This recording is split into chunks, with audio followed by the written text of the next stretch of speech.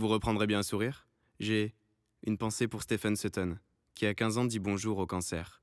Établit et réalise bonne partie d'une liste de 46 choses à faire. Récolte 4 millions pour une asso, ce en un temps éclair, puis poste une dernière photo, à l'hosto, le sourire et le pouce en l'air. Ça, c'est Vigous. J'ai une pensée pour Bob Carré, qui face à la menace moribonde, celle touchant sa femme et refusant qu'elle se morfonde, se vêtit d'un seul tutu rose, puis se photographie autour du monde, dans l'unique but de faire perdurer le rire de sa chair tendre. Ça, c'est Vigous.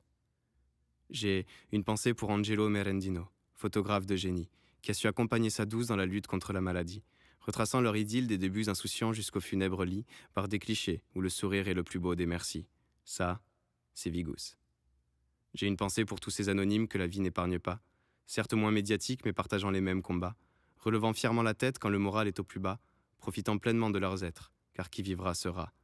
Ces gens qui sourient face à la mort, sans quelconque oxymore, sans pleurer sur leur sort fort de solides ressorts, de ressources par pléthore, d'ambition en essor pour que les choses s'améliorent, sans être sûr de voir éclore la prochaine aurore sont des exemples pour la pléiade des plaintifs, au pléonasme de pleurniches, emplis de peine sans grand motif, à qui il plaît de contempler leurs plus belles plaies sans plaisanter, prennent plaisir à plébisciter leur pleine pénibilité afin de plaire aux simplets qui plaindront leur chiquet. Ça, c'est pas Vigous. Or, pas de conclusion hâtive, nous sommes aussi de ces derniers.